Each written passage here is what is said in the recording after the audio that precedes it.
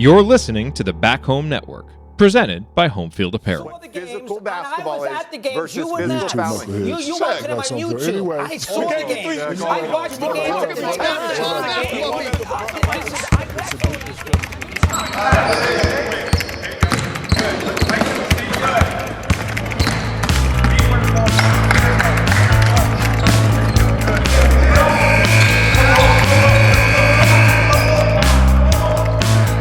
Well, we're here. I'm Bob Moats. Welcome to X's and Joe's, a podcast dedicated to decoding the winning formula in college basketball. And I'm Mike Wiemuth. Welcome you to episode 34, Negative Recruiting. Does it actually work? Recorded on the morning of Wednesday, July 9th, 2025. So, Robert, we've reached that dreaded yearly 7-8 week dead period in sports, like just after the NBA finals and just before college football kicks off. And frankly, I was thinking the other day, like if the technology from that TV show Severance were actually real, I would totally use it for this time window in the year. This is like Mike goes into hibernation mode. Do you have your countdown clock for college football up yet? Yeah, I do. Let's check. Where are we on the happiness app here? Yes, we're 45 days, 1 hour, 46 minutes, and 3 seconds from the kickoff for college football. Not that I'm counting or anything. Not that you're counting. So we got a few weeks for you. Yeah. I occasionally will I keep a score widget up for the Reds to see how they're doing at which is basically just it's always a 50-50 possibility with them. It's almost a coin flip on any given game. There are some IndyCar races. The golf course is always open, but you're right. At this point in the really for the level of activity in sports is just not where we're used to it being. Yeah. I would say that the pleasant surprise of the summer, and I think we've referenced it, talked about it a little bit, but for the first time since the early 2000s, and in particular after the Malice in the Palace, I found joy watching the NBA, and it's because of the Indiana Pacers. Yeah, absolutely. Yeah, you're right. And I was just thinking about that too. Like, think about how far they've come, like from just going back to like the ABA to like the Pacers telethon and to like the absolute dregs of like the early to mid 80s. When I first started following them, like I remember my first Pacers t-shirt. These were the two headliners that were emblazoned on the shirt. It was Steve Stepanovich and Clark Kellogg. Yeah, I was thinking those were exactly the two names that came to my head were Stepanovich and Kellogg, where they would go back to the telethon real quick, because I think that's worth us just briefly touching on. The Pacers needed to make an investment to cross over from the ABA to the NBA. Yeah. I believe it was the Pacers, the Nets, the Spurs, and the Nuggets. Were those the four? Yes, I believe so. Yeah. Okay, so 4 teams from the ABA, which you can watch the documentary Semi-Pro starring Will Ferrell to explain what the ABA really was. the Flint Tropics. It's like, but that was the big one that. Yeah. You were able to get NBA basketball to Indiana, but it really didn't seem to arrive until the late 80s, early 90s with Chuck Person, Reggie Miller, and that crew coming in and making the playoffs. But I remember distinctly in those days, the Pacers would sell out when the Celtics came because everyone wanted to see Larry Bird. Yeah. They always sold out when the Lakers showed up because everybody wanted to see Magic and Kareem. Yeah. And they always sold out when the 76ers showed up to see Dr. J. Yeah. And Jordan when he was early. And Jordan, yeah. So basically the Bulls replace the 76ers. So the mid-90s happen where we get Boom Baby, Slick Leonard. Again, who brought us the telethon? Yeah. The aura of Slick Leonard, IU great, Terre Haute Gersmeyer great, Slick Leonard. Yeah. He is a big part of this, the history of this of that franchise, and they're cruising along. And maybe one of their best teams. That's when the Malice in the Palace happened, where they have this fight where Ron Artest gets up and Jermaine O'Neal. They're all people are in the stands fighting because you're getting hit with beer bottles. Yeah. And at that point, I just kind of like, I'm done. It's not because of anything the players did. It was more just, this is a circus. And if I really want bread circuses and Roman stupidity, I can find it plenty of places. Yeah. And I tune in a little bit, but eventually I just got to the point where I just was kind of tired of watching that. It was like, watching the Golden State Warriors play basketball was fun. Yeah. Watching LeBron and what he brought to the floor was fun. Mm-hmm. But when the Pacers started this run in the playoffs and I start tuning in and I'm just watching how the ball was moving. Right. And watching how they were so generous looking for the best shot. It was not your typical superstar driven game. Yeah. The ball didn't stick very much with how they run. Yeah. No. And you never knew like the short rolls they were hitting with whether it was Miles Turner or Sikkim or whoever they'd have in there. Heck, Thomas Bryant's getting in on the action on some of this stuff, was making huge contributions throughout this run. Yeah. But that short roll where they could just get it in space and then be able to make a move, a pass to a cutter or a kick to the perimeter or even just hit a 15-footer was pretty remarkable. So it was fun to watch that type of basketball and then watching them defensively just crack down and play hard. Yeah. No, I think Carlisle deserves a lot of credit. I mean, it's like, this is one of the most unusual like NBA finals teams that you've seen in a while, just in terms of how their roster is kind of designed. And you have a star, but he's not like a traditional star in the sense of like what we're kind of used to of like, I mean, Haliburton is just like a unique animal in terms of the the typical NBA star that you see like on most teams, these days. So that alpha, and that I think is what's so amazingly unreal to me was just how it all ends, right? Where that basically the hamstring went, I believe, and he's out for the entire season next year. It's a game 7. Yeah. I think it was Walt Frazier was who I'm thinking of that, trying the Walt Frazier or trying the Isaiah Thomas where, you're playing injured in those games. I mean, like Willis Reed. That's right. Not Frazier, Willis Reed. Yeah. The Willis Reed thing where you now have a player in, Haliburton and it just, his body gave out on him. Yeah. And the sad thing was he was hot.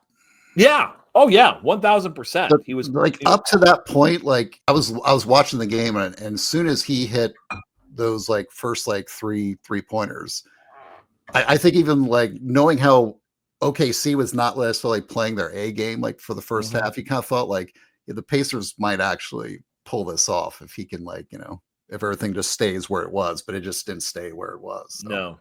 I'm curious, like, what did you think of ESPN incessantly replaying the Haliburton injury like it was the Zapruder film?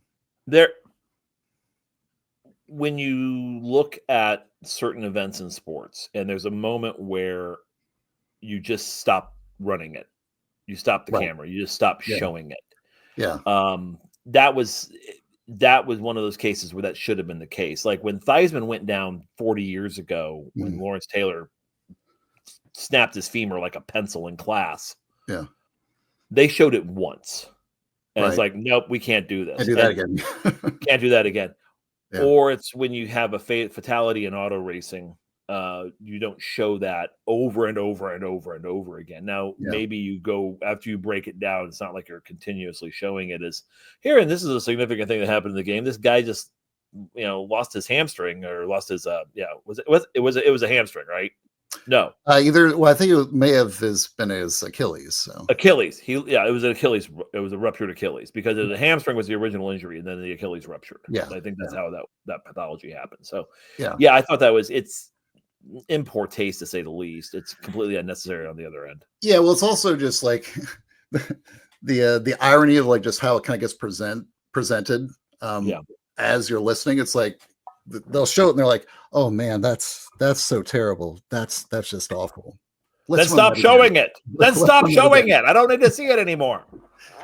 Exactly. So But yeah, it was odd. It was the repetition. I mean, with the Zapruder film, I was actually like texting with someone else, and who was complaining about. I said like, I think if they just replayed it one last time, they'll finally spot the gunman on the grassy knoll. back into the left, back into the left, back into the left. Exactly. So on that note, and now Miles Turner going to Milwaukee. Next year looks like it's gonna be a bit of a rebuilding year, reloading year, or try to figure out what you have year. Yeah. Who knows? No one predicted these two teams. No one definitely predicted the Pacers to be in this anyway. So the way they were. I mean, Oklahoma City had probably just what you would call a banner, like a decade worthy team of the decade type season. But yeah, it kind of came out of nowhere too. I'm curious, like here's where my brain is going. Right now, obviously because of that, and because of surprise, the season is viewed positively, and it should be. I do wonder, like, just knowing how sports fans kind of always revert back to like the most painful times. I wonder, not necessarily the Haliburton injury, because that was just like something was kind of like out of nowhere. I do wonder like how that last 3 minutes of game 4 will be viewed in say like 20 years if the Pacers haven't gotten back to where they just got, right? Right. Now if they go back to if they just continue and have more success, then it'll disappear. It'll just be like, okay, yeah, we had a great run, it didn't work, and then you just kind of move on. But yeah, I remember thinking like at that moment in that game, I was watching with my brother and sister-in-law down in Houston, and Pacers had that late lead. And it's like, man, if they close this out, I mean, they're probably north of 75% chance of like closing this whole thing out and winning the championship. It's Buckner with the ball going between the legs. Right. It wasn't like a singular incident, right? It was just like a stretch of like play, just like miss, free throw, missed. It wasn't Buckner. The ball between the legs was just the final thing that happened in that game, just like the Bartman interference in Chicago, where a kid went for a foul ball, Or you look at Norwood missing the field goal against the Giants with the Bills.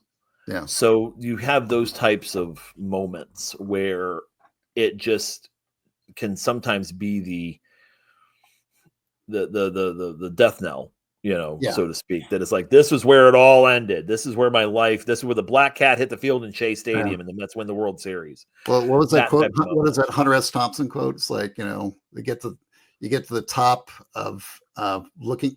Was the top of the lookout, and then you see the sea rolling back over time, or whatever. It's like, that was like the tippy top point where the lookout, where you can see like the see where you were wanting to go, but then seeing slowly like taken away from you. Why can't we have nice things? Exactly. Like when we were joking when we were going to start this pod, I said that I think one of the alternative titles to like X's and Joe's would be, "This is why you can't have nice things." Right. You just go down like, I know you wanted to win the championship, but here's all the things you didn't do to, get there. So right. A bunch of 6'2" kids playing that can shoot the ball but can't dribble it or can't drive it. Exactly. Probably is an indicator that you are not going to go as far as you might think you're going to go. Yeah. But I think, on a positive note, I think it's great what the Pacers did. And I think that organizationally, you're kind of like confident that like, they were able to pull this off. Then the next few years, even though next year may not be great, there's some hope that this organization can make another run or two. Good things will happen. It's, you hope. And the good thing is the NBA is probably the league where parity, or at the very least, figuring out you can rise quickly if you need to. I think that it's not like a 5-year building process that you have to engage in. Yeah. So that being said, speaking of building processes, our good friend Tony Adranya, congratulations to him, who's gone through, I believe, his first few weeks as coach of Greenwood Christian Academy's varsity basketball team. Go Cougars! And go Cougars! We're all Cougars now, even those of us sitting 30 miles south or several hundred miles east. Yeah. So congratulations, Tony, on that. And you got to see it up close, did. right? Yeah. Well, they were playing in the Hope basketball league, and Hope, Right. Indiana is Hauser High School. It's a Hauser basketball league. Right. So it was one of those rare times where Tony's team, the Greenwood team, was playing, and then also Columbus North Junior Varsity was playing. So I could see Robert and his crew going. Yeah. And so I was able to switch between two gyms, which I think were in different. There's only one zip code in Hope, but if there were two zip codes, it would be in different zip codes of the building. The field house is built someplace out on the county. It feels like it's on the county line, and then the gym is the old traditional gym. So Tony was playing in gym 1 against Hauser, and then Robert was out. North was on the other side. But no, I got a chance to see him play, making great progress. I think they're coming together as a group. You can tell that he has a locked in and engaged group of players, and just looking forward to seeing them play more as the year goes on. So congratulations to Tony and best of luck. Yeah. How many mid-range jumpers was his team taking off of no? I'm sure a lot. Basically, I keep my hand like this. I have my hand in a fist counting them. So it stayed in a fist, I think, for the times I was watching them play. So Tony. Congrats, Tony. Keep up the great work, man. Yeah. So briefly, we'll talk just about our title sponsor, Home Field Apparel, who, as football season is right around the corner, as Mike just said, 45 days and now less than an hour, I believe. Yep. Yeah, 45 days, 1 hour, 31 minutes. So we're at 45 days and an hour and a half. Get your favorite team gear, vintage-esque favorite t-shirts, sweatshirts, hats, jackets, bomber jackets, whatever, in those areas, get those products from Home Field Apparel. You can go on their website, www.homefieldapparel.com, to check out what's new and what's improved and what kind of catches your eye there. Mike, anything you've seen recently that jumped out at you? I just saw on the main page they had like 8 new Penn State hats. So knowing where I live, I'm going to keep an eye on those for gifts, especially if IU is playing Penn State this year, which they are, I think, the first week in November. So they would be conciliatory gifts or something otherwise, depending upon the outcome of the game. So we'll see. Get him a hat and a stuffed bison. That's what I'm thinking. Exactly. I'm looking forward to the bison merch once that finally drops. That will be interesting. Me too. So www.homefieldapparel.com and check out what they have in store for you. So when we come back, Mike and I are going to dig into this idea of negative recruiting and its efficacy and effectiveness, as well as kind of what, and we're going to start off with like, how did programs actually accomplish the negative campaigning of college athletics when we go back on X's and Joe's. Welcome back to X's and Joe's. I'm Mike Wiemuth, joined by Coach Bob Moats. So, Bob, I thought it was noteworthy and I guess entirely unsurprising that while we're doing the prep for this show, both of our brains immediately latched onto negative advertising in politics as like the most logical, let's say, parallel framework for negative recruiting in college sports. Right. As I was doing the run sheet for this, I kept thinking of Robert Redford and The Candidate, and the sort of pathology of them, of both campaigns. And it's really, if you've not seen it, it's Robert Redford and Peter Boyle. Redford plays a Senate candidate in the early 70s, running against a longtime entrenched incumbent. Jarman. Yes, Senator Jarman. McKay versus Jarman. Right, McKay versus Jarman, which is for California Senate, right? It was based on another California Senate race, or kind of the rise of another senator. It was one of those things where it was a young guy. Yeah. He was a political legacy. Anyway, the whole point of this was McKay, the Redford candidate, has to start running a negative campaign early because he's losing. And but he does it from a standpoint of contrast. And then you kind of start knowing as the movie goes on. And this is true whenever you look at any sort of campaign, if someone is actually out, when someone's actually caught up to the other guy, and the other guy's nervous when he starts releasing his negative ads. Right. and he's got this one where it shows basically the little Lord Fauntleroy type of ad where you're a legacy. You don't really know, you're not the guy. Yeah. So it's your dad pulling your puppet strings, and you're only there because your daddy got you here. And at that point, they kind of knew we're in a real race. So sometimes negative campaigning, just like negative recruiting, I think can be indicative on a couple of things. One, it can show contrast between certain programs. The other big thing, and I think this is probably the bigger area, is if a program has to all of a sudden go negative, it's not always indicative of their health. Like they may be feeling a little bit of heat under their collar. Right. Maybe things aren't going the way that they should, and they're feeling like they have to differentiate themselves in a different way than they had to do so in the past. Exactly. And you're right. I mean, if you think about like the goals of negative recruiting in college sports are basically the same as a negative advertising in politics. I mean, you're essentially in a head-to-head persuasion contest. Mm-hmm. You're trying to elevate at least the perception of your team above your competition, or more accurately, you're trying to just lower the perception of the opponent somewhere below you, even as your perception might be going down because you're negative campaigning. And so I guess probably the one difference maybe is that in politics, you see and hear the negative advertising constantly, often to the point of like raging disgust by the time you get to early October. In college sports, yeah, or earlier. We're the decision maker. That's the other thing, is they're trying to get that message in front of the decision maker. Exactly, we are the decision maker. Yeah, the voter and the recruit, and the recruit's families are basically kind of the same, the decision maker. Right. And in college sports, obviously, like you only hear about the rumors of negative recruiting. It's done in the shadows. It's only done like in places where it's just, non-public. But we do hear about it, and we obviously know it takes place. So that's the other kind of dynamic that's a little bit different, but ultimately they're kind of the same. I mean, like the goals are the same, and the dynamics and generally like the rules are kind of the same. And like you said, there are strategies that you employ based upon like the circumstances. Like if you have to go negative, do it late. Like don't do it early, because obviously it does make it look like you're panicking if you're having to go negative.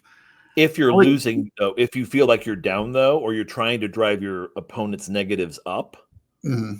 Like if you're trying to get into the game, sometimes you go negative early. Yeah, exactly. If it's not, if the general rule is like you only go negative if you're tied or a little behind, if you're sort of like late in the game. But if you're way behind, then yeah, you just have to muck the whole process up to get some access. The thing that makes it a little bit interesting in like recruiting is that it's like an open field election, because there may not be just two parties going at it. Right.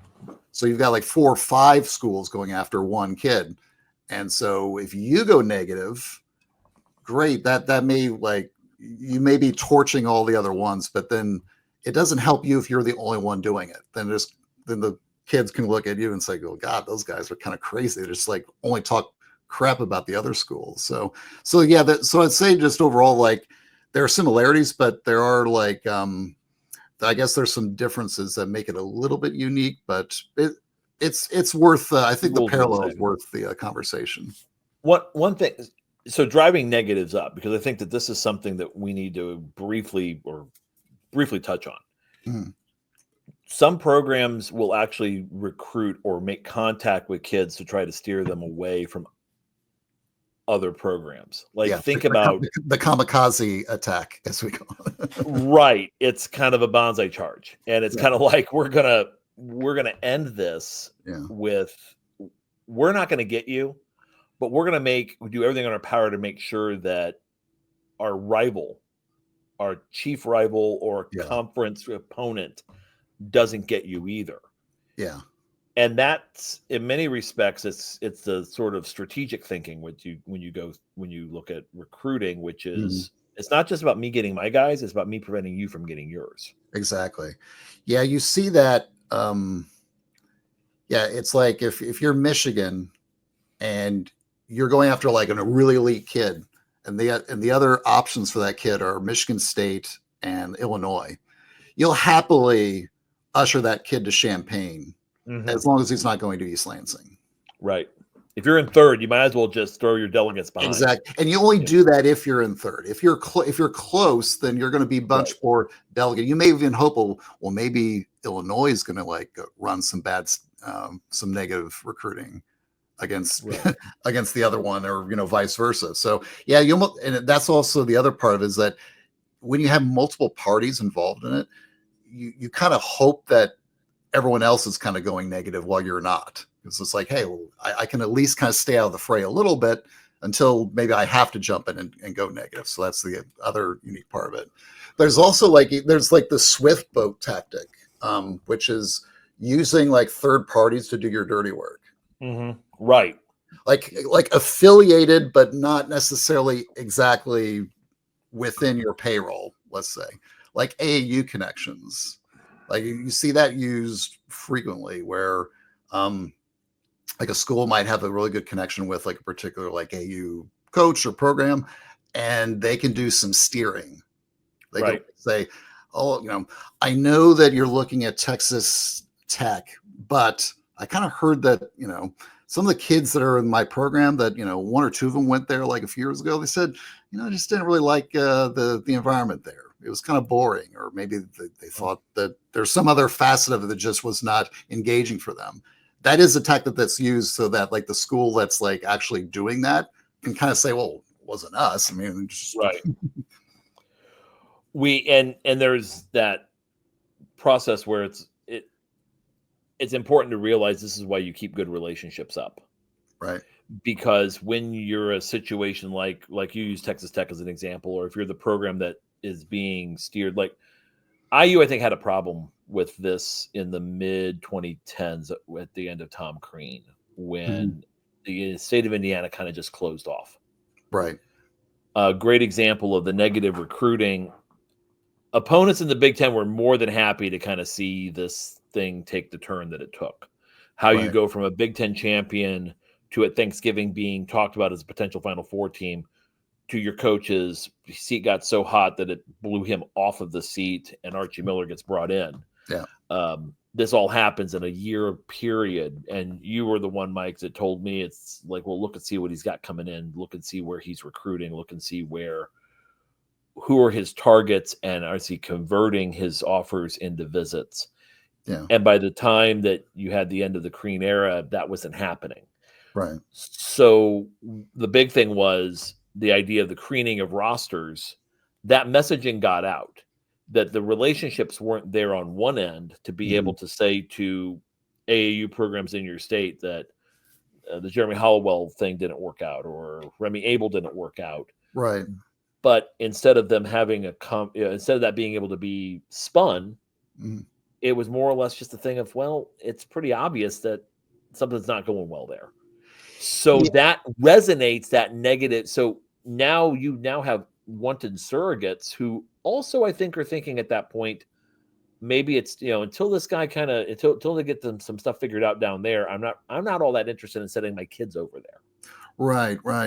Yeah. And it's also part, and I think we discussed this previously on prior pods about sort of like the coaching cascade that leads to a termination, right? We kind of like showed the chart of like all the events, like, you lose a little bit, and then recruits notice, and then the AU circuit notices, and then there's chatter between all these like sources that just kind of reinforce like the tumble down that the coach goes through. It's like, oh, well, now he can't get talent because everyone kind of notices they're not doing well. But then the lack of talent leads to more losing, which just, keeps the cycle going. And I think it definitely can be said that negative recruiting is oftentimes relative to the susceptibility of the specific program. Right. Basically, if you're winning, negative recruiting is just harder to work against you, just because you just have less weak spots to be able to exploit. Again, like campaigning, if you have a really good candidate that's just got everything kind of locked down and, doing well at debates and just kind of like hitting out of the park on policy stuff, it's just hard for negative campaigning to work. But once you have an underbelly, then all that changes. or a 30 or a 3-term incumbent who is getting 50-50 numbers from the other from the opposite party. Right. Like if you have a Republican that's getting 50% of the Democratic vote, it's really hard to just launch torpedoes into that individual. Right. And knock them down. So a very similar thing to say, well, what are you going to say about Dan Hurley? Well, he has a heck of a temper. Yeah. Well, for the money that I can make in the NBA, if Dan Hurley brings me in, I think I can handle being yelled at a little bit. Right. Everything has a cost, Skippy. Everything has a cost. And if the cost is Dan Hurley is a jerk to me for a couple days, yeah, and that gets me where I want to go. I saw Liam McNeely at the draft. Yeah. I kind of want to be a part of that. Whereas your guys, the draft you were looking at was for the Croatian Z League. So that susceptibility is a thing. And I think that form of having the surrogates kind of jump in, or just really just posing the question oftentimes, because so many times negativity isn't just the other guy sucks. It's more like compare and contrast. Right. And the whole thing where if you have a situation where, let's say, a head coach is very active, like a Matt Painter situation, or we're seeing out of Darren DeVries, we're hearing this coming from DeVries right now, that they're very active in that recruiting process and making contacts with potential student athletes. Yeah. You may have the mentors. Agents now can play a factor in this too, I might add. Now, in the changed modern landscape, agents can be like, well, are you hearing from the head coach? No.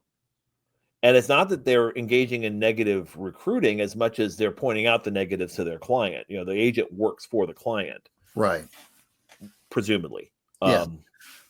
But that's the whole dynamic here that, okay, well, we're, our actions versus their actions, and we're just pointing out the difference.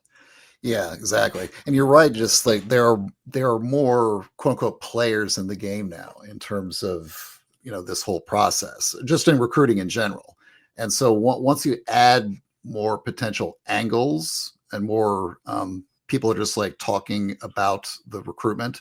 Mm-hmm. Yeah. The more opportunities there are for like some, like, let's say, opportunities for negative recruiting, or at least for those sort of like perception problems to kind of set in. So you can think about it, like if you're in a really tight recruitment, let's say, where it's just like the old days, where it's just mom, dad, or kid, or just kid with one parent or whatever, or guardian, then you might not have that many like angles to do negative recruiting for, right?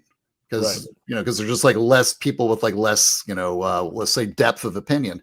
But if you have like 5 or 6 or 7 or 10 people now involved, well, one person might not like just one element of a school. Oh God, did you see how ugly that school was? Or, or, oh my God, the one person in the family says, I just can't stand to see my nephew play 3,000 miles away from me.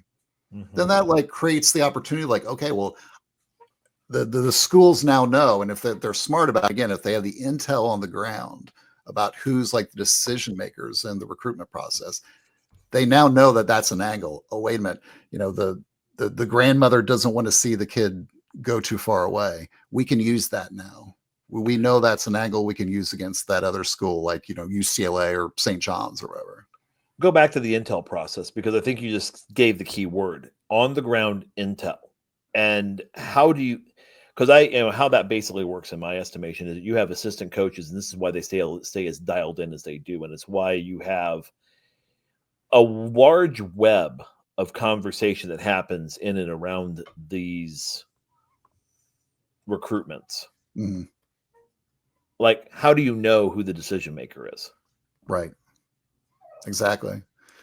Yeah, or what their interests are. Because if you have on the ground, and you're right, it's like high school coaches, let's say just like local basketball organizers, like the Boo Williams type of folks, right? Or just like total AU coaches or like league heads and things like that. Those people know the community that they deal with, because they've possibly known those families for over a decade.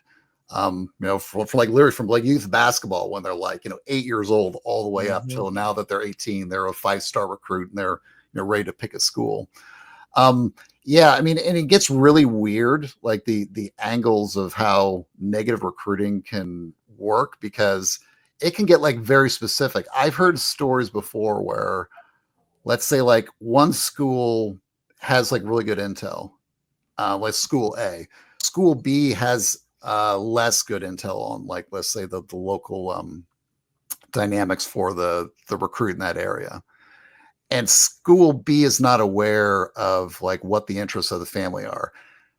There's been I've heard cases where like right down to the kind of restaurant that the recruit's family likes to go to becomes like a division point between school A and school B. School A knows, like, the local AAU guy says, hey, look, this family does not like to be wined and dined.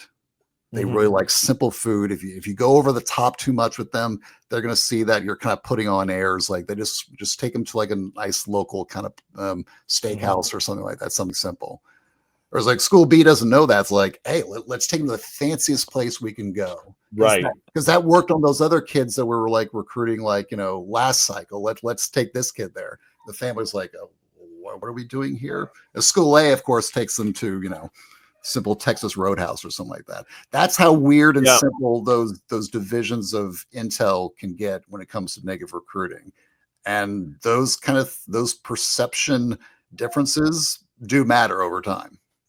I remember selling windows years ago, and I remember sitting in the house of a Division I basketball coach in the Indiana area. I won't specify anything other than that. And we were having this is the only person who actually called me back to say they weren't buying from me. Of all the people, this person was the only one that did that. What I remember about it was, at one point I just we had the conversation of, we're kind of in the same business, which is in-home sales. Mm-hmm. And what we would talk in the old sales world about hitting someone between the running lights, like what hits them between the running lights. And the more you can ascertain that in any sort of environment where you're trying to get someone moving in. For a basketball coach, it was always a matter of, okay, what is of interest? Because there are some families that the academic element is of paramount importance. And what are you going to do? What are you going to do to ensure that my child continues their academic success? Right. For others, the academics may not be as important, but it's going to be the development piece. And that's just in what they're talking about in those areas. And I think we've heard stories about, from even back in the 40s and 50s, where recruitments were lost because a coach had a different understanding of the recruitment or what they were emphasizing to the kid. And the kid walked out insulted, saying, but I'm not that type of child. I'm not that type of player. I'm not that type of person. Right. Yeah. Because you kind of came in here and said arrogantly that, well, we don't do that here at this school. Mm-hmm. We don't pay our players. We don't, you're going to be expected to be in by 8 sort of stuff. You're going to live by these rules. And the kid's like, are you telling me this because why? It's kind of insulting to me. What have you heard about me that says that I'm somehow this person? Yeah. And that's an interesting thing that, in all of these areas, it's a matter of, this is why you have coaches, and why we go back to why the Rolodex is so important for coaches to have, assistant coaches to have. Yeah. Yeah. It's, maybe something we'll talk about, like with, IU in segment 3, but yeah, I've said that if you made me like a consultant for like any like coach and just said, okay, well, what would you emphasize? Like, where would you spend your money? I would overspend on assistants. Mm-hmm. That's like the one area I would say, like, yeah, you've got to go and spend some money on that, because having the assistants with the right Rolodex is paramount, especially if you're trying to build a national contender. I mean, you can get away with assistants that don't have a lot of connections if you're really not shooting very high. You're just like a system coach. You just need like some guys that have some degree of access.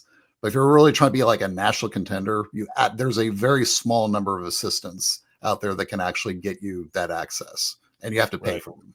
Yeah. And you also want to have in your assistant pool, like, if think about an Al McGuire and you're just kind of a nice guy, Yeah. And Al gave, he was intense, but he was definitely a, kind of a good dude and kind of fun loving sort of dude, kind of a Digger Phelps was kind of in the same thing where, you have this sort of well dressed, well put together. So why does Digger Phelps bring in Fran McCaffrey? There's a reason. Right. You want to have a differentiation so that if you're the guy that goes negative, if you're a head coach, you can walk in that room and say, look, you don't want to play for this guy, and this guy because of these reasons. This is why you should play for me. Yeah. Or you're going to need to have assistants that can kind of go in and soften the blow. Right. Conversely, if you're that sort of attaboy guy, you better have some guys that can crack some skulls. Yeah. And that's, I think, where part of that personality thing kind of plays into impact.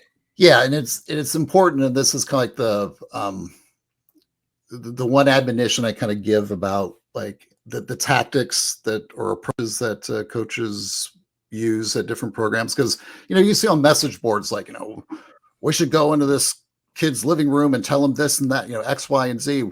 Well, what happens if what really motivates the kid is thing A, B, and C? And thing X, Y, and Z actually would kind of piss them off, kind of like, you said before, not every recruit has the same mentality, interest, or motivations. Neither do their families. And even sometimes within the families, they don't even have full disagreement or full agreement. There's just a diversity of thought and opinion that goes on. And again, understanding the nuances of those is like a key component for like how a program should approach each recruitment and how they are different from each other. And ultimately, before we move on, I just want to say that the ultimate person that has to make this call at the end of the day, all of the aunts, uncles, parents, step parents, grandparents, even agents, and then you get outside of the family unit into coaches, friends, whomever. You're looking at a 16 to 18-year-old kid whose top three priorities are oftentimes pizza, PlayStation, and girls, not necessarily in that order. Yeah. And when you get that mindset that they're going to go through their process, they're going to look at everybody's, be like, okay, after a while, I'm kind of sick of hearing. I don't really want to spend my life talking to a bunch of middle-aged men via cell phone on texting saying how my classes are going. Right. I'm ready to be done with this. It might just come down to that last piece of a relationship. And that's the thing, one thing we've been hearing over the last few years, since I've been following this, I know since you've been following it, oftentimes it's those little things. And the more you have the little things, the better off the better off you are. And by driving a negative early or by driving a negative late, it can sometimes that last negative piece, if it's well done, if it's tastefully and tactfully done, if it's done appropriately, can be very effective. Yeah. At the very least, it may knock somebody out of the game early, or it may push you over the edge, over the end late, or pull them down just slightly below where you are. sometimes you don't win by elevating your game. You win by lowering the other guys. Yes, exactly. Just like throwing them an anvil. Exactly. Classic Carville. Yes. I know you like a good Carville reference. I love a good Carville reference. Okay. So when we come back, we'll dive into the specific tactics that programs use to steer kids away from rival schools. Next on X's and Joes. Welcome back to X's and Joes. I'm Bob Moats with my good friend Mike Wiemuth, and we're talking about negative recruiting and does it actually work? And we wrapping up from the last part of the show, the segment of the how, it's now the what, like what messages and the resonating nature of the messages. It's like almost anything, Mike, who you're going to believe, me or your own two eyes. Right. So if you walk in and you say, Duke just isn't all that good at getting guys to the NBA, or, John Calipari, have his guys really done well after college? Yeah. Or Matt, or you're trying to recruit against Purdue and be like, well, they just don't win in the Big Ten. They're just not. He doesn't use, Painter doesn't use centers enough. Yeah. You're a big guy. You want to go to Purdue? Why? I don't see it. When you could do the same thing you can do here for us and get more touches. Yeah. that's the old Groucho Marx, who you're going to believe. Yeah. Kids see that sort of stuff. Families see it. So you gotta make sure you're hitting the right negatives if you're going to hit them at all. You know, you got to make sure that you're actually accurate. Yeah, exactly. Well, yeah, like in negative recruiting and negative advertising in politics, they always say that your attack ads have to be accurate and believable. Yes. Yeah, but that's like, the two most, because you're right. I mean, you can make an attack, but if it's just completely ridiculously beyond probability, then no one's going to pay attention to it, and then they're going to like turn back on you. Like, what's wrong with them? Like, why are they saying this crazy crap?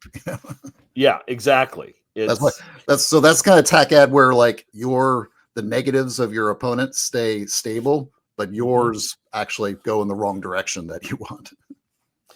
And that's why political consultants lose their jobs fast. Just like assistant coaches in those types of cases where people lose. Sometimes you wonder why a guy gets ushered out fast. It's because their efficacy is not exactly good, or sometimes they've crossed that line that has broken the unwritten rule. Right. That, okay, you're not supposed to hit that. You're not really supposed to talk about maybe their personal lives of people inside the program a certain way. You shouldn't be lobbing false accusations. Yeah. Some people get banished to University of Southern Indiana and then the University of Wisconsin at Green Bay. Men that I think he's in the Naismith Hall of Fame. If he's not, he should be. Yeah.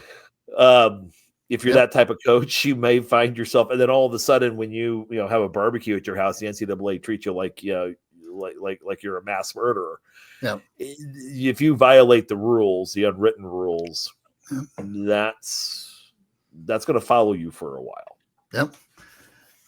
Yep. Every few oysters have a pearl in it, right?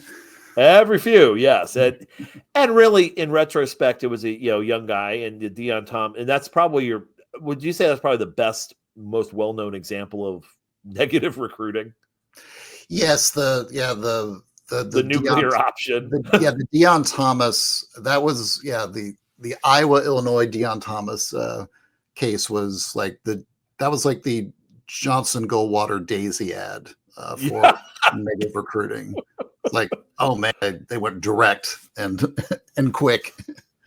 Or Lee Atwater, summer of '88, with the Willie Horton ads. I always thought that was like, it's interesting. Like if you took some of these like political consultants and you made them like college assistants, like recruiting assistants, like how good some of them actually would have been. Like Lee Atwater, like I could see him being like a football assistant at Georgia. Is like, man, he would have like.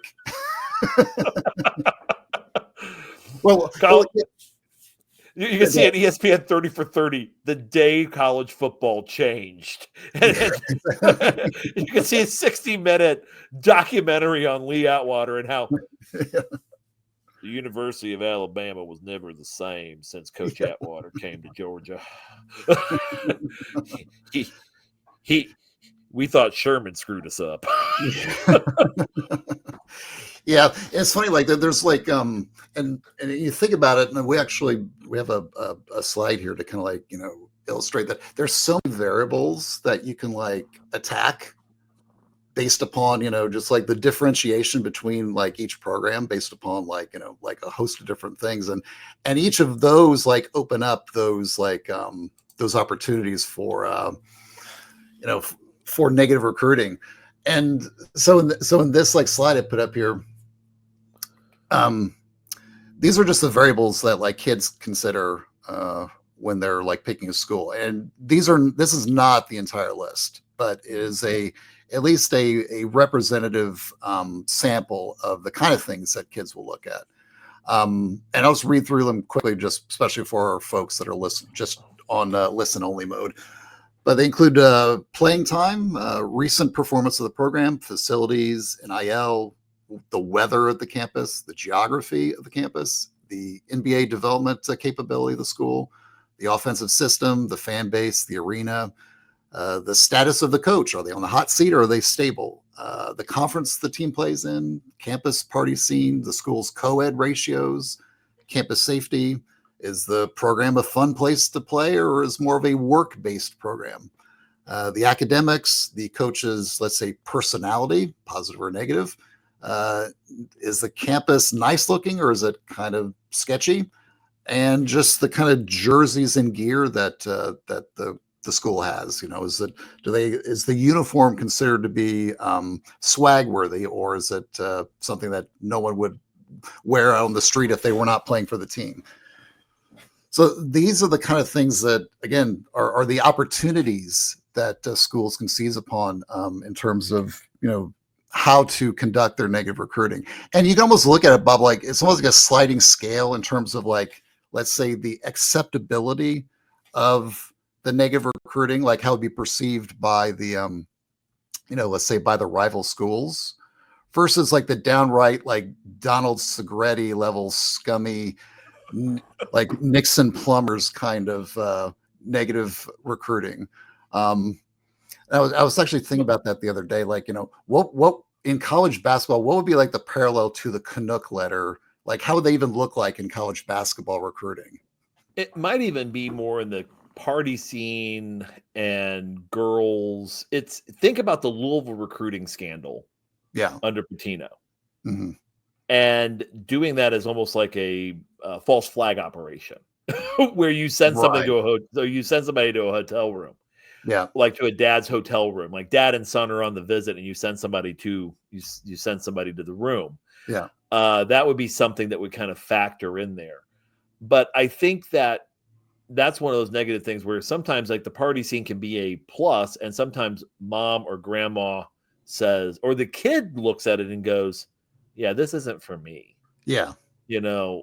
Exactly. I've heard a great story about Tony Bennett praying with a kid and how that kid that was going to eat out. Bennett ended up not recruiting him, but if you're hitting a certain type of player and you say, and let me show you the ravers we're throwing here on fraternity or sorority row, or here's our off-campus party scene. Exactly. Look at this. Look what we do. This is Bacchus. He's in the back here, and we've got Nero fiddling at the front. We burn a cart. We burn a dumpster every night, and we burn at least 2 or 3 automobiles every weekend. Yeah. So what do you think, kid? I don't want to be here. Yeah, exactly. I feel like I need to go to confession now, and I'm not even Catholic. Yeah. And just by seeing this, that's the sort of that can be a backfire on that variable. And then, well, now you see what's important at, State U. Why don't you come over here to our great place? Yeah. And obviously on the flip side, and not to go all like Bob Guccione here, but there are obviously like negative recruiting tactics that you can deploy against, let's say, like BYU, that would 100% fail against a school like, let's say, UCLA. Right. And those conversations do take place. And you're right. They typically, the campus like environment stuff, is this place a fun school to be at, just outside the academics or the sports part of it? A lot of that conversation takes place between like current players recruiting recruits. Sometimes assistants, but it's definitely not something the head coach brings up in front of mom and grandma. No. They're on like the recruiting visit. That's something that's kind of like when the adults are kind of away, the kid will say, hey, what's the way like here? And then the players will say, oh yeah, well, hey, it's hopping here. But my friends, my old AU teammate, he's at the other school that you're thinking of going to. And he says, man, it's dead on Saturday night. You shouldn't go there. You come to this place. This place is hopping. The girls go back and work at their local hospitals at the other at school B, at this state school that's recruiting you just as hard as we are. Our girls stay on campus. But that goes back to that intel thing that you were talking about, that if you know the family, know the kid, know what's important. And again, you have guides on recruitment tours, you have teammates on recruitment tours. Some of the best assets that you have on your recruiting are your players currently showing the culture. Mm. Sometimes sometimes the best negative recruiters away from a program end up being the players on that team right then and there. And it's not because they're trying to protect their space. They're saying, don't come here. Don't come here. Right. Yeah. Or if you select the wrong host on a recruiting visit, that also becomes an inadvertent negative recruiting for yourself. And Right. there's at least one example in IU I can think of that absolutely did not work out to IU's advantage because of because of host selection. Let me put it that way. Fair enough. So yeah, they get, you kind of get that wrong area. Now, the wrong kid in those situations. As I'm looking at this, so yeah, the culture I think is important. I think the on-court culture, I think the programmatic culture is important. That for some kids, it's why the visit process of getting that visit, that what you're really trying to show in the visit is what you're about. Right. A lot of these on the first things, when you start going on the sort of film and analytics stuff, okay, I'm intrigued enough by this program. I'm intrigued enough by the personality of the assistant recruiting me, by the context from the head coach. We may not be talking money yet, but from what I understand, they're kind of in my running lights as to what I'm going to look at through player compensation. Mm-hmm. It's a conference I want to play at, a program that I think is a program I'd be interested in. And then you get on campus, and that's where that culture kind of starts showing, like, okay, what's it really like to be in this program for a 36 to 48 hour period? If you see the negatives on that, that makes that won't help you. That's a major red flag across the board for the health of your program. If you start hearing recruits coming out going, yeah, they basically talked me out of it when I got on campus. I talked myself out of it by the minute I got on here. Right. But I think when you start thinking about negative recruiting variables and what can be used negatively, I think 1 through 25 anymore, and you put it as NIL, but I think it's player compensation. Right. I think it's like total comp. Yeah. Total player compensation. And are you a program that meets your obligations? Mm-hmm. I think that more and more that conversation, because it underpins trust. And it's one thing where it's like facilities at one time were probably a bigger deal. The swag was a bigger deal. Even the fan base, arena, all of that stuff was a bigger deal. Although I think fan base and arena kind of factor into that player compensation conversation. Right. I think whether all of these things, fun versus work, but when you start thinking about what are you willing to do for the top level of compensation you're willing to, like, what's your financial trade-off? Right. Is having more sunshine during the winter worth $50,000, $100,000, $200,000 to you? Right. And it might be, don't get me wrong. It very well might be. But when you think about the player compensation and what programs are offering, and then the key element is, are we getting out of these programs what the programs have offered and what they've promised or what they've implied we're going to get? Right. Like that's just as important. It's not like it's when you hear someone say, well, you could make this here. Yeah. And then the kid gets there and is like, I'm not making this at all. And I think that there are some programs, very good programs with high integrity, that money thing hasn't worked out to their advantage, and they're finding themselves have lost out on even kids that committed and then ended up going someplace else in the middle of the season or right before the season started. Right. Or in some cases, it closes them off from other recruits that they're feeling like they're needing. And it's a subtle shift. It takes some time to figure out, because now I'm beginning to see, particularly, you can start seeing kind of on message boards or on Twitter follows, you'll start seeing we're in a weird place in this recruitment. Like, we should be getting this kid and we're not now. What's going on here? Yeah, there's that awkward delay where like everything seems to be moving along, and then all of a sudden like the brakes get just slammed on, and it's like, oh, I have no idea what's going on in this recruitment, but something's going on behind the scenes, and we don't know what that is. And agents are really good with this whole idea of, okay, we're going to help you play this out a little bit as to this. It's like, Mike, I know you and I both have bought and sold homes that we've lived in. Okay, right. So we both have actually done that. And your realtor is usually great. And I'll never forget my last realtor who looked at us and said, okay, well, on this hand, these people are coming with money to the table. We know it's a secure deal. We took a risk on the first group. Yes, you got your earnest money back, but it put you back a month. Can we go back? Do you want me to go back and go back to these people who are interested to begin with? I go, yeah, let's just do it. but they help you weigh out the financial pros and cons, because they're a fiduciary. Their financial interest is your financial interest. Right. There's none of this sort of, I'm trying to sell you something because I'm going to get a kickback on the back end. Exactly. You're not going to be in this business long if you're that person. But but if you succeed, I succeed. So therefore, I am invested 100% in your financial success. Yeah. And if you're screwing those agents, let's say you have a bad business deal 2 years earlier. Yeah. Don't think that those agencies aren't going to remember those things.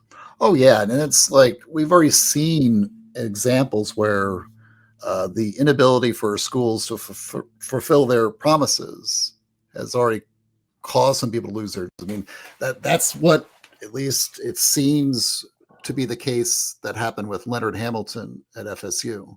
Mm-hmm. It's like a certain number of recruits basically all together said, yeah, well, we were promised X, but we got like X divided by 3. Mm-hmm. We really got a fraction of like whatever was like said. And that's tough and I think that's where the professionalization of like the recruitment process is probably going to pick up, because let's say in the past, like head coaches were just not required to do this kind of stuff. They didn't have to think about numbers and all that. The only numbers they had to think about was like playing time. Right.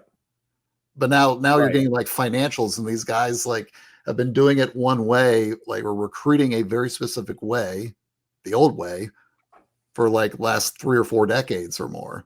And all of a sudden they're kind of thrown into this whole new market and expected to have capabilities that they just have no experience at. Then yeah, some are going to get in trouble. And apparently like Coach Hamilton like got caught up in something like that.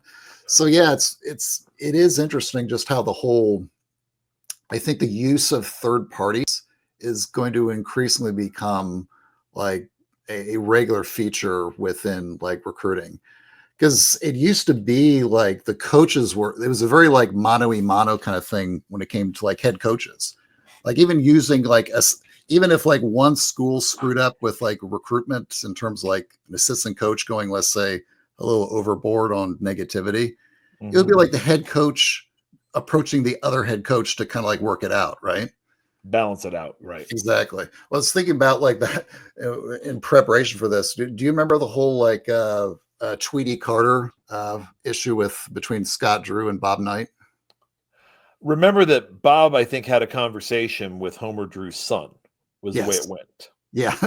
I think Rick Barnes was Bob Knight's second in that conversation, wasn't he? I think it was Barnes, or I'm trying to remember, or Gillespie. It was one of those two.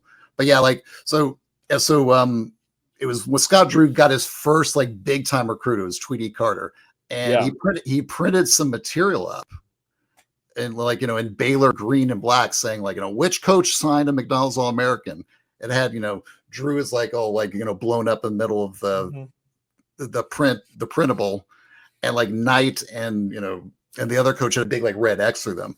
Like Knight literally cornered Drew in the men's room at the Big 12 preseason meeting and told him in very direct terms to, let's say, discontinue that marketing strategy. Well, and I thought Rick Barnes was what I meant was Rick Barnes, I think, was in the bathroom with Bob Knight when the yes, I think he was like he was probably like watching the door to make sure no one like walked in accidentally. Yeah, like, okay, I'll do you this solid because I don't want that to be me. We have good things going. Yeah, that would have been even funnier though. Like, imagine if like it was almost like a Tarantino scene in a film, or like, let's say Bill Self walks in on this scene, right? And sees Bob Knight like cornering another guy. Like, sorry, I'll go use the bushes.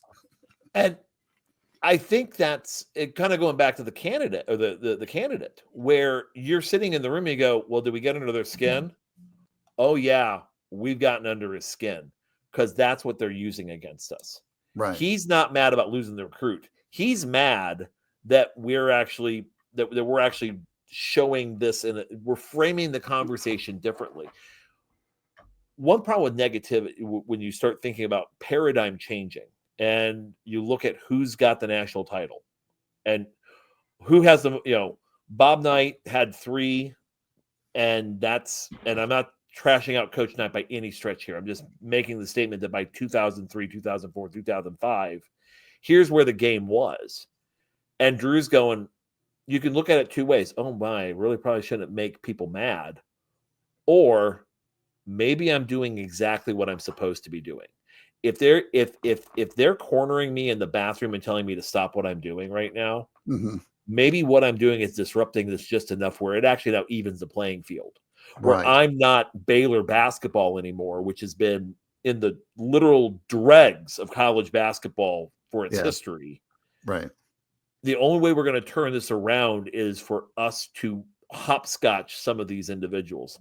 And we're talking Naismith Hall of Famers. And we're talking if you're Baylor and you're looking at Texas and Texas A&M in particular, and Texas Tech, you're thinking, I got to jump over these programs to get who I need to get in order to be competitive here. Right. So there is that sort of going back to what we were talking when you kind of go back to the idea of this is why if you have a skull crushing head coach, or you have a guy like Scott Drew who uses faith, whose faith is very important to him, I might add.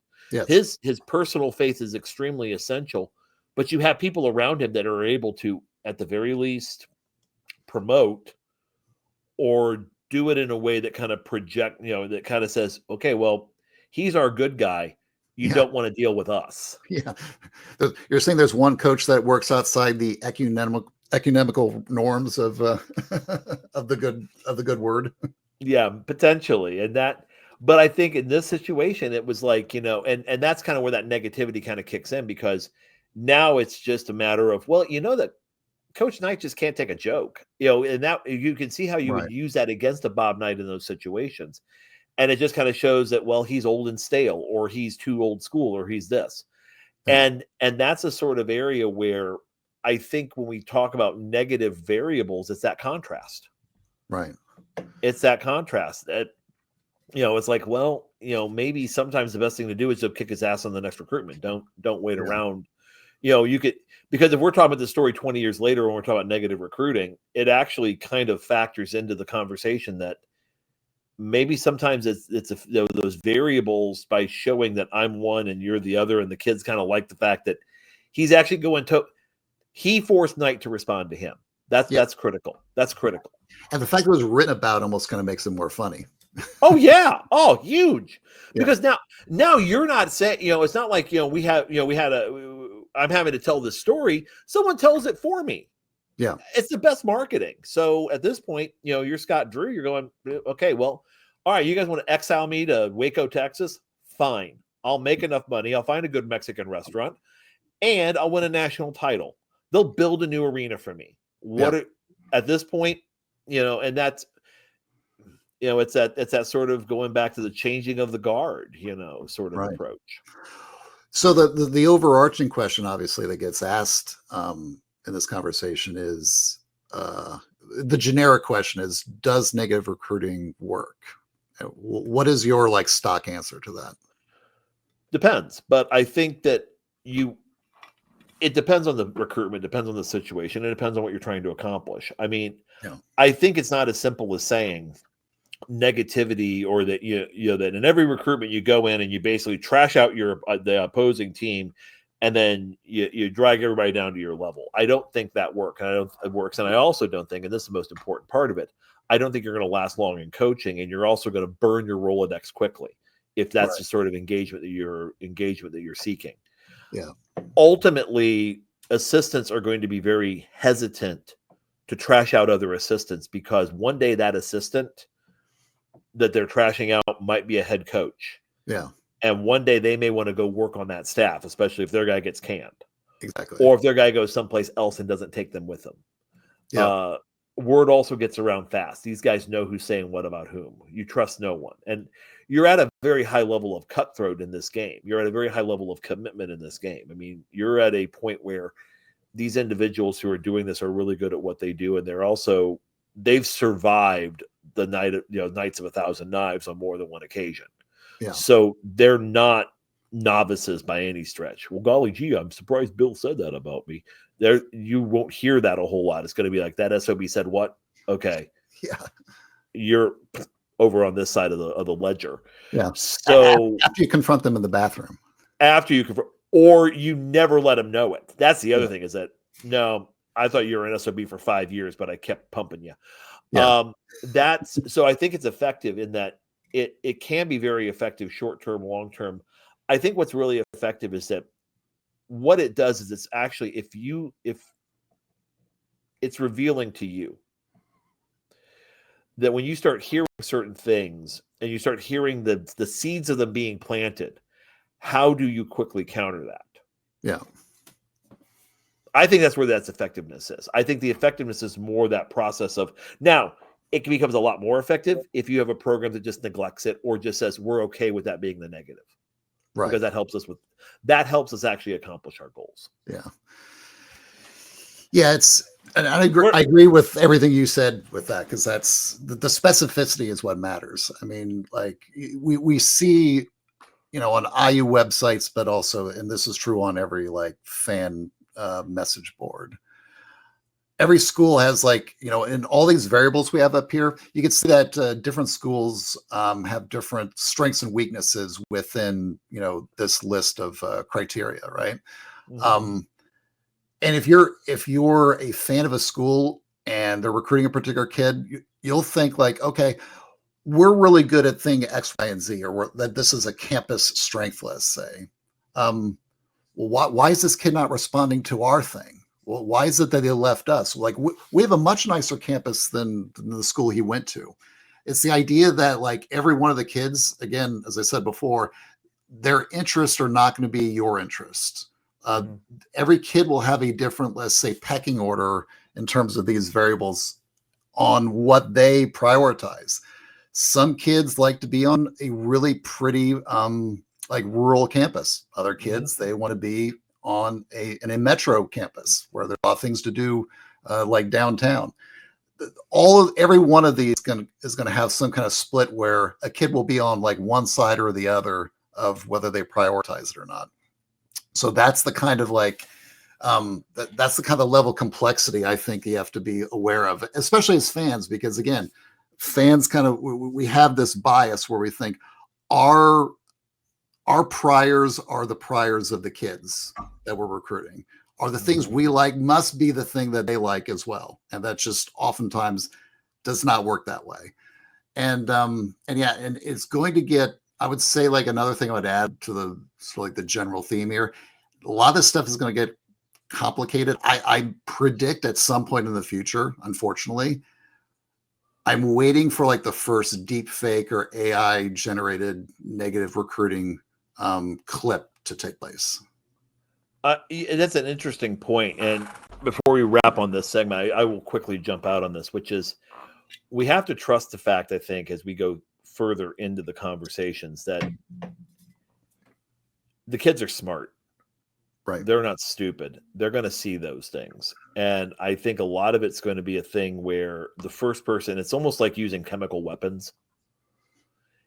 You don't use them. It's like you don't use them because the other guy may use their nukes on you. So in other words, come back with something a little bit above chemical weapons. So let's not actually put ourselves in it. Or the other thing is you better make sure the wind's going in the right direction. Oh, yeah. Wait, oh no, it came back at me. Exactly. That sort of thing where the blowback, and that's, I think, the biggest, I think you hit the nail on the head on the biggest problem with negative recruiting is the blowback. That if you're going to, if you're going to be negative, you got to be really deliberate and good about it. You just can't do it in a way that is going to put your program at greater risk for engaging in it. Exactly. And when we come back, we'll wrap up and we'll take a look at IU's circumstances and how the dynamics of recruiting have changed for IU now that they have a new coach installed. Next on X's and Joes. Welcome back to X's and Joes. I'm Bob Moats with my good friend Mike Wiemuth. And as we've looked at the last few years at Indiana, I'm going to start with this. It's an interesting answer to a question. Rick Bosich, who is now retiring, and we probably should have something at the top of this show that congratulations to Rick on a well-earned retirement. Exactly. Yep. Rick is, I guess, now the dean, the chancellor of IU beat writers. Yeah. With I definitely been around the longest that I can think of. So which puts you, yeah, and Hamill's different, but yeah. and his son Alex does does Inside the Hall, I believe, and he's just been that's it. They did great work at Inside the Hall. Amazing work, and I would say that he got a DeVries interview, and one of the answers that really stood out to me was Rick asked the question, what's the negative thing for IU? Is, well, sometimes we hear it's our fans. I mean, you go on our message boards, you go into Discords or wherever, and Facebook especially. Well, why would kids want to play for a fan base like this? Why would a coach want to coach for a fan base that's this demanding? Mm. And DeVries finally gave the answer that is the ultimate hitting it out of the park 500-foot home run. It's a 350-yard drive straight down the middle of the fairway at Augusta. He says, look, you all have expectations, but I'll guarantee you that the expectations I have for this program are much higher, and I'm going to own my expectations for where we should be more than any outside voice. Yeah. Mic drop. That's the answer. Right. We haven't heard that answer, by the way, in a long time, because that's the coach's answer. Yeah. So now you're taking a negative, which is, okay, I have the craziest fan base in the world. Not to knock on Crean saying it's in Indiana, not to knock Archie Miller saying, well, boy, it's just an opportunity of a lifetime. And I just, we can't let these fans down. They've been waiting too long. Or Woodson's kind of the same way. We can't, these coaches, I'm here to kind of bring the program back because these fans deserve better. All of that. It's like, no, my expectations, whatever a fan expectation is, whatever the media expectations are, whatever a bunch of crazies in Assembly Hall are, my internal motivators are off the charts higher. Right. And if we get what I want, they're going to get what they want. And I'm going to do this inside out, not even addressing the fact that the outside's come in on this. Right. So that's when you start talking about negative recruitment, like, okay, now his guys are going to be out there exuding that confidence to 17, 18-year-old kids. They're out there exuding that confidence to families who are saying, well, we've seen some stuff on social media. Yeah. And the answer to that question is, well, have you looked at everybody's social media? Yeah. You want to know why we can offer your kid more money? There's a reason. These people are engaged. Yeah, exactly. And now you start hearing the kids. Well, go ahead. Yeah. That's where my first thing is. No, you're right. You hear in business school, they'll talk about like institutional alignment. And then what you described is exactly that, is that, everyone's kind of like, their interests are basically moving in the same direction. The CEO or the chief executive's thoughts and opinions and drives are basically the same as the subordinates. In this case, it's the coach up here and the fan base down here. And you're right. When that's kind of aligned well, then there's just less cracks in the foundation in terms of just like the operation. And you've definitely seen some problems in the past that we've talked about before about some misalignment that's taken place in that relationship. And you're right. It's I always think about the, like when a coach comes in, the whole thing with, talking about like chip stacks and things like that. That's kind of like the essence of like the whole reason you bring in a new coach is that you're trying to basically have a reset from where you were left off with the last coach. And usually what the quote unquote last coach usually got let go for a reason. And the athletic director and just like the program in general is like, we need a fresh start. Yeah. And a lot of the fresh start is on the recruiting end. This is how the program is perceived right now. And it's not good amongst the recruits, the AAU coaches, all that. We need somebody else to come in and just go a completely different direction. Again, it's like my theory of opposites. Right. This coach kind of failed because they were kind of focusing on this. Well, now we're going to get a coach that's going to be going like this direction. So it's all just basically that kind of stuff. It's getting a new gear sort of going within your program, irrespective of who's doing it. I think that's one of the interesting, I guess, challenges that fans have when they talk about their program is they kind of make the coach and the program into one. Right. It's like, well, whatever the coach's interests are, that's what the program's interests are. If you're the athletic director, you don't see it that way. My priority one is the program's health. Right. Our program is not recruiting enough talent or the right talent to win. That is the responsibility of the person who's right below me, which is the coach. And so that's, that's really like so much of what you see happening when a program gets into like the negative cycle of the losing. And that's where the negative recruiting like really kind of kills you. And so hiring a new coach in a way just kind of obliterates a lot of the opportunities for negative recruiting, at least for a while, right? It is literally the reset button that you get when you hire a new guy. The reset basically lets you reset your negatives. Now, there are some negatives like in the old, like if you have a substandard NIL or player compensation effort, if you're really not good at that, that's going to be hard to just fix on an initial coaching hire. And by the way, it's going to get exposed now during your coaching search when you realize that the coach you thought you were going to get or the caliber coach you were going to get, right, you may have to go leveling down to get there. Right. That's or the fix things like geography and ugly campus. Like you can't fix this quickly. No, but you can mitigate those. To me, like the geography and ugly campus is the thing where, oh crap, I just got traded to think of the worst of Oklahoma City, which, I've never been to Oklahoma City, but I'm not assuming it's a garden spot of the American Plains. Some can argue that there are multiple American cities that people don't want to be in. Right. That being said, it's that thing where that reset button, and when you hit it, it found a guy that's going to come in with an attitude that's going to be projecting more confidence in a different way. It's more just it's that internal motivation. I think it's true with Signetti also. That I was thinking about, we were kind of setting this up, that similar situation in football, which is I want people who win. So, that's the most important thing. I have a process. We're going to find people who can follow the process. We're going to do this. Yeah. So and that's right, that I think we have to look at, these programs are not under the dictatorial command of coaches.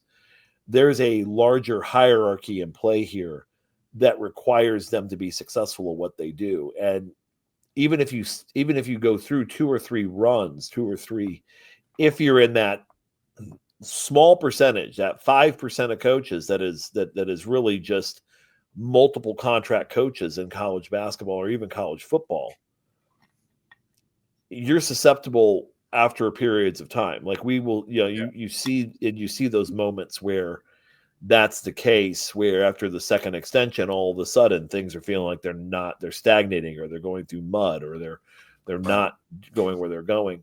And that's a negativity where that kind of factors in. So again, how do you mitigate your negatives? And most of that is the negative recruiting sometimes shows you where your gaps are. I think Darren DeVries, that was not a contrived answer. That's a very genuine answer. Right. And I think it's a very strong indicator of what this program values, which is we're going to put on a product and we're going to do it through effort necessarily. Mm-hmm. You're going to get, our expectation is going to be effort-based to begin with, because we know you have the skills and the talents to be successful. Yeah. You're hearing it from the players. You're hearing it from the players too. You're hearing it from the players coming in. Exactly. And that's that alignment again. And that's definitely the thing you look for if you're going through the interview process with the coach. It's like, if you use an outside firm, they'll say, I need coaches that kind of hit these check boxes. Like, in terms of just like philosophy, like I need the coaches that are going to say that thing, not the coaches that are going to say the opposite, especially if it aligns with the guy we just let go. So. Right. Or the last five, really is what it comes down to. Last four in this case. Yeah. This is interesting. I love the kind of parallel that this has to politics. This is like when George Will gets to talk about baseball and politics at the same time. Like this is like for us, this is like just the perfect interaction between like two of the things that Well, the thing that kind of brought us together in the first place was politics and sports. So Right, exactly. It's just the only thing that's different here is that we're not. It's not 4 o'clock in the morning. There's not a diplomacy board in the background. yeah, exactly. It's funny. I would love, as improbable as this is, but I really have thought about this idea about like the idea of like there actually being like negative ads in college basketball for recruiting, like not like external, just like internal, just like a little YouTube file you send just to the recruit. Yeah, I would love to see like a Karl Rove style like negative ad run against a basketball coach that uses all like the tricks of like political advertising, like where the screen turns like that depressing black and white and some menacing voiceover comes on and says like Scott Drew claims to run a fast-paced offense, but we know the truth. Taylor was a lowly 328th in adjusted tempo in KenPom. Why does Scott Drew lie about his record?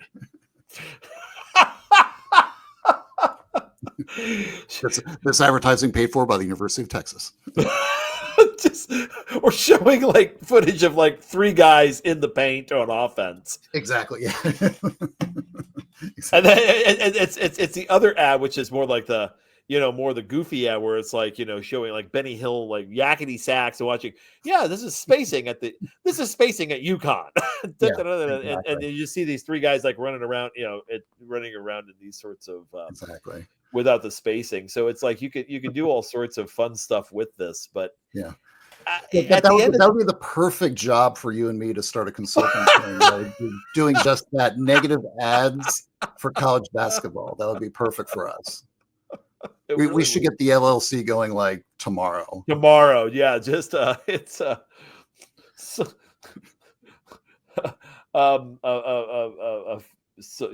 basically like solutions. We'll come up with a really like generic sort of lame sort lovely, just a lovely sounding name that completely hides the muckraking that you're actually Personnel Solutions LLC. Exactly.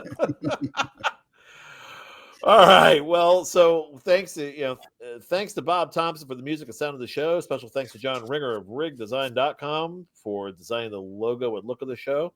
And thanks to our producer, William McDermott, for keeping us clean and presentable.